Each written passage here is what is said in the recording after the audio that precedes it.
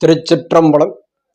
ஒரு சிவாலயத்திலே ஆகம முறைப்படி 7 நந்திகளை பிரதிஷ்டை செய்து வணங்கலாம் என்று சொல்லப்பட்டுள்ளது. அதில் முதன்மையான நந்தி கருவறையில் வீற்றிருந்து அருள்பாலிக்கக்கூடிய சிவபெருமானே ஒரு நந்தி. இதற்கு சரியான பிரமாணமாக திருக்கடைக்காப்பில் சம்பந்த பெருமான் குறிப்பிடுகிறார். நந்தி நாமம் நமச்சிவாயவே என்பது சம்பந்தருடைய அருள்வாக்காக அமைந்துள்ளது. மேலும் கருவறைக்கு அருகில் இருக்கக்கூடிய அர்த்த மண்டபத்தில் ஒரு நந்தி சிவபெருமானை மட்டுமே பார்த்தவாறு பிரதிஷ்டை செய்யப்பட்டிருக்கும். அந்த நந்திக்கு தர்ம நந்தி என்று பெயர்.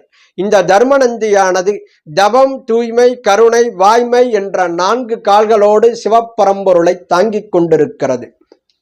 அர்த்த மண்டபத்திற்கு வெளியில் இருக்கக்கூடிய நந்திக்கு ஆன்ம நந்தி அல்லது பிரதோஷ நந்தி என்று பெயர். இந்த ஆன்ம நந்தியானது தலையை சிறிது சாய்த்தவாறு ஒரு கண்ணால் இறைவனை பார்த்தும் மற்றொரு கண்ணால் உலகத்தை பார்த்தவாறும் பிரதிஷ்டை செய்யப்பட்டிருக்கும். அதன் பிறகு வேதமே ஒரு நந்தியாக இருக்கிறது. இந்திரன் நந்தியாக இருந்து சிவபெருமானை தாங்குகிறார். அது மட்டுமல்லாமல் முப்புறங்கள் எரித்த போது திருமால் நந்தியாக இருந்து தாங்கினார் என்று புராணங்கள் குறிப்பிடுவதோடு திருவாசகத்திலே மணிவாசகரும் அந்த கூற்றை பிரமாணமாக குறிப்பிடுகிறார்.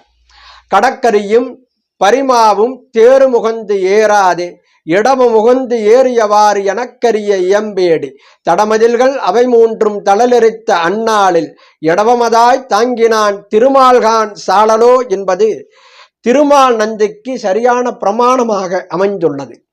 அதன் பிறகு கோபுர வாசலில் நாம் நுழைகின்ற பொழுது ஒரு நந்தி வணங்கிய நிலையிலே நம்மை பார்த்தவாறு தன்னுடைய மனைவியாகிய சுயசியுடன் மனித உடம்பும் காளை முகமும் கொண்டு பிரதிஷ்டை செய்யப்பட்டிருக்கும். அந்த நந்திக்கு அதிகார நந்தி என்று பெயர். இந்த அதிகார நந்தியிடம் இருந்தே திருக்கைலாய பரம்பரை தோன்றியது. இந்த அதிகார நந்திக்குத்தான் சிவஞான போதத்தை முதலில் ஸ்ரீகண்ட பரமேஸ்வரர் உபதேசித்து அருளுகிறார் திருக்கைலாயத்தில். இவரிடம் அனுமதி பெற்ற பிறகே நாம் கோயிலுக்குள் செல்ல வேண்டும் என்பது சாஸ்திர விதி. ஆகவே இந்த 7 நந்திகளையும் சிவாலயத்திலே பிரதிஷ்டை செய்து வணங்கலாம் என்று சொல்லப்பட்டுள்ளது. திருச்சிற்றம்பலம்.